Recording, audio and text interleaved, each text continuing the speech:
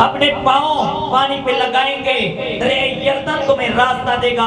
Bible मुकद्दस में जिक्र है, मरकूम है, यीशुआ की किताब को पढ़कर देखिएगा, उसके दूसरे चैप्टर में लिखा गया कि जैसे ही काहिनों ने जिन्होंने अहद का संदूक उठाया हुआ था वो दरिया यरदन पर पहुंचते हैं और पानी पर उतरते हैं, तो दरिया यरदन एक रास्ता उन्हें देता है और इस्राएल सूखे मकाम में से, सूखे रास्ते में से गुजर जाता है। बाइबल मुकद्दस में लिखा सूखी जमीन पर होकर इस्राएल दरिया यरदन के पार जाता है। हमारा अनुमान आज का जो है, खुदावंद फतेह के लिए हुक्म देता है। खुदा कहता है जाओ, जाकर फतेह करो, जीतो, जाओ जाकर जीत लो। यीशुआ से कहा दरिया यरदन के पार जाओ और सामने यरीहो है, यरीहो को तुमने जीतना है, फतेह करना है। इससे पहले कि वो दरिया यरदन को पार करते, यीशुआ ने 2 जासूस यरीहो में भेजे थे।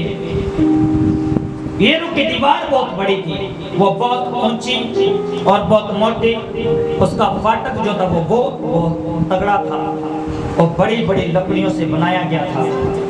इस्राएल जाकर भी उसे तोड़ नहीं सकते थे। खुदावंद ने यीशुआ से बात की, उससे कलाम किया। मैं बोल रहा हूं आपके सामने की रुकावटें इतनी बड़ी नहीं है जितनी यरीहो की दीवार बड़ी थी। मैं बोल रहा हूं आपके सामने की रुकावट इतनी बड़ी नहीं है जितनी गहराई दरिया यरदन की थी। इस्राएल खुदावंद की आवाज को सुन रहा था। खुदावंद आज भी आपसे कलाम करता है, खुदावंद आज भी आपसे बातें कर रहा है और वो आपसे बातें अपने पाक रूह के द्वारा कर रहा है, अपने कलाम के द्वारा कर रहा है। वो आपसे हम कलाम होता है, वो आपसे बातें करता है। वो आपसे कैसे बात करता है? वो कहता है गुनाह ना कर, वो कहता है चोरी ना कर। यीशुआ से क्या कहा? अगर तो शरीयत के हुक्म पर अमल करे और ये शरीयत की किताब तेरे मुंह से ना हटे तो मैं तेरे साथ साथ रहूंगा। ऐसा ही हुआ, उसने आइन को माना, कानून पे चलने लगा। दरिया यरदन उसके लिए 2 हिस्से किया गया। आगे यरीहो की दीवार है और यरीहो जो है वो बहुत बड़ा शहर है।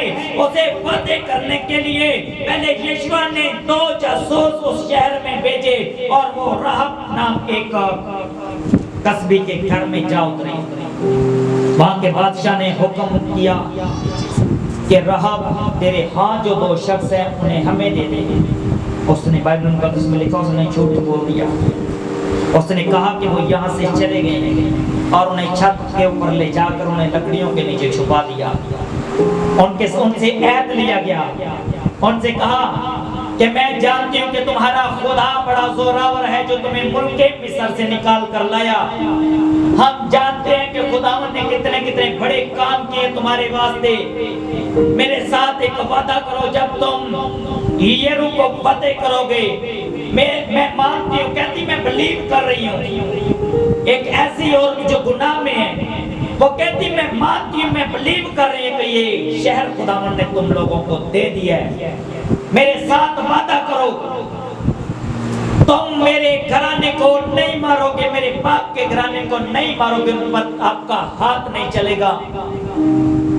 उन 2 शख्सों ने कहा तो अपनी खिड़की पर लाल रंग की डोरी लटका देना ताकि जब हम आए हमारे पास निशान हो और हम तेरे घर को छोड़ दें। अगर तो हमारे बारे में किसी को बताए तो हम इस कसम से आजाद होंगे, फिर तुम्हारा खून तुम्हारी गर्दन पर ही होगा। अगर तुम किसी से हमारे बारे बात ना करो और खामोशी से रहो और रस्सी बांधे रहो, तो अगर हमारा कोई शख्स आप पर हाथ चलाए, आप पर तलवार चलाए, तो आपका खून हमारी गर्दनों पर होगा। मैं आपको बताना चाहता हूँ, यीशुआ अभी जो है यरदन पार है। ये 2 जासूस हैं जो यरीहो के अंदर हैं। आपका फोकस मुझे चाहिए। मैं इस स्टोरी की बात को आपको बताने जाऊंगा बाद में, और आप ताज्जुब करेंगे कि जो भी खुदावंद के प्लान में काम करता है, खुदा उसे देख रहा होता है, खुदा की नजर उस पर होती है। आप प्रेयर में हैं, आप इबादत में हैं, आप खुदावंद के प्लान में हैं, खुदावंद आपको देख रहा है। वो सुबह से आपको देख रहा था, उसने आपको रेडी किया। खुदावंद यीशु, मैं बारहा शायद बोलता हूँ, खुदावंद यीशु की कलाम सुना रही थी, शागिर्द कहता खुदावंद तेरे बहन भाई और तेरी माँ तुझे बाहर बुलाते हैं। खुदावंद यीशु ने कहा मेरे बहन भाई और मेरी माँ वो है जो मेरे कलाम को, बात को मीक तरीके से समझिएगा। वो दो लोग कहते हैं तू रेड कलर की डोरी अपनी खिड़की पर लटका देना। राहब ने कहा ये पहरे वाले तुम्हें 3 दिन तक ढूंढेंगे, तुम सामने के पहाड़ पर चले जाओ और 3 दिन तक वहीं पर रहना जब तक ये वापस ना आ जाएं। और वो 2 शख्स उस पहाड़ पर चले गए और ढूंढने वालों को वो दोनों नहीं मिले। 3 दिन बाद वो पार यरदन के पार गए और वहां पर जाकर उन्होंने यीशुआ को बताया कि खुदावंद ने वो मुल्क हमें दे दिया, क्योंकि वहां के लोग हमारे आगे घुले जाते हैं, यानी कि वो डर रहे हैं, वो कांप रहे हैं हमारा नाम सुनकर ही, क्योंकि खुदावंद ने वो शहर हमें दे दिया है। हम वहां पर चले। खुदावंद के बंदा यीशुआ ने कहा कायनों को कैसे अहद का संदूक उठाओ, और खुदावंद के हुक्म के मुताबिक दरिया यरदन पर पहुंचे। और खुदावंद ने कहा फिक्र ना कर, दरिया यरदन तुम्हें रास्ता देगा। अगर आप खुदावंद के प्लान में हैं तो कोई मुसीबत बड़ी नहीं है। वो मुसीबत जो पहाड़ है वो मैदान की जाएगी। कोई बीमारी बड़ी नहीं है, वो बीमारी मैदान की जाएगी। कोई कर्ज बड़ा नहीं है, वो कर्ज मैदान किया जाएगा, क्योंकि खुदावंद आप पर निगाहें लगाए हुए हैं। एक आम तौर पर सोचा जाए तो वो तो जासूस थे, वो तो आम लोग थे, वो तो सिपाही थे, लेकिन खुदावंद उनकी बात को, उनके वादे को देख रहा था, क्योंकि वो खुदावंद के प्लान में थे, खुदावंद के प्लान के अंदर काम कर रहे थे। आज से अपने ज़हन से ये बात निकाल दें कि हम क्या कर रहे हैं। अगर आप इबादत में आते हैं, आप इस घर की सफाई करते हैं, आप जूतियों को सीधा करते हैं, आप चटाइयां लगाते हैं, आप गीत गाते हैं, आप दुआ करते हैं, आप दस्तबंद देते हैं, आप बीज बोते हैं, आप लोगों को इबादत के बारे में बताते हैं, तो आप खुदावंद के प्लान में हैं और आपको खुदा यूज कर रहा है। जैसे ये रुकी दीवार के पास गई, खुदावंद ने कहा इसे तोड़ने की जरूरत नहीं है, इसके चौगिर्द 7 चक्कर मारो, ये खुद टूट जाएगा। आपको चक्कर मारना है अपनी बीमारी को चुगिर्द, आपको चक्कर मारना है अपने दुख के चुगिर्द, आपको चक्कर मारना है अपने कर्ज के चुगिर्द, आपको चक्कर मारना है आपके उस बड़े दुख पर जो आपकी जिंदगी में काम कर रहा है। वो दुख कौन सा है वो आप जानते हैं, आपको चक्कर मारना है। खुदावंद का 7 चक्कर मारो, यरीहो की दीवार गिर जाएगी। ऐद का संदूक लिए हुए नरसिंगा फूंकते हुए इस्राएल चक्कर मारने लगा। यरीहो के लोग तैयार हो गए, यरीहो के लोग तैयार हो गए जंग करने के लिए। वो बड़ी दीवार पर है और इस्राएल नीचे है, वो नीचे से भागकर चक्कर मार के वापस अपने खेमों की ओर लौटे। उन्होंने बड़ा ताज्जुब किया,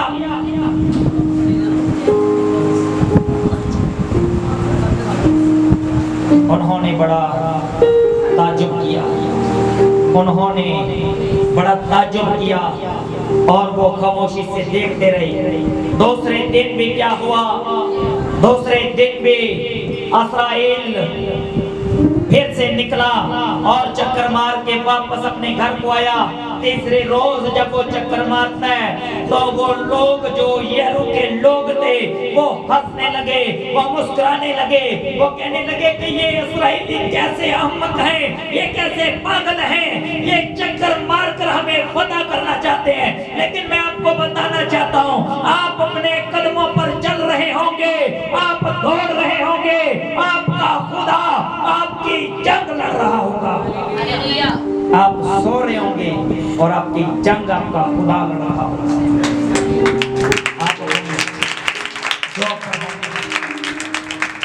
आप अपनी जॉब पर होंगे, आपकी जंग फातेह की जाएगी।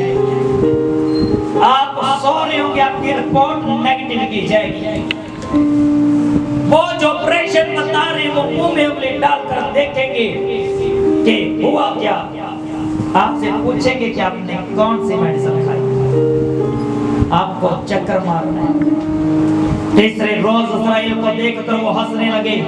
उन्होंने चौथे रोज भी ऐसा किया, पांचवें रोज भी ऐसा किया, और सातवें रोज जब वो चक्कर लगाने आए और खुदावंद के हुजूर जब उन्होंने चक्कर लगाया और यहोवा खुदा का नारा लगाकर वो खड़े हुए, तो यरीहो की दीवार जो बहुत बुलंद थी, जो बहुत बड़ी थी, वो गिर गई। और बाइबल मुकद्दस में जिक्र है, मरकूम है, उस शहर की सारी दीवार गिर गई, लेकिन एक जगह बाकी रही जहां पर लाल रस्सी बंधी थी, वो मकान और वो दीवार वहीं खड़े रहे।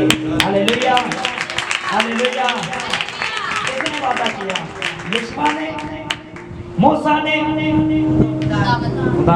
खुदावंद ने ऊपर से देखा, वादा जासूस लोगों ने किया। राहब से, राहब अच्छी औरत नहीं है, बाइबल कहती है वो कसदी है, वो बुरी औरत है, लेकिन जब उसने खुदावंद के प्लान में साथ दिया तो खुदावंद ने उसके खानदान को बचा लिया। खुदावंद ने उसे अपने प्लान में ले लिया। अब यरीहो की दीवार सारी गिर गई, लेकिन एक टुकड़ा बचा रहा।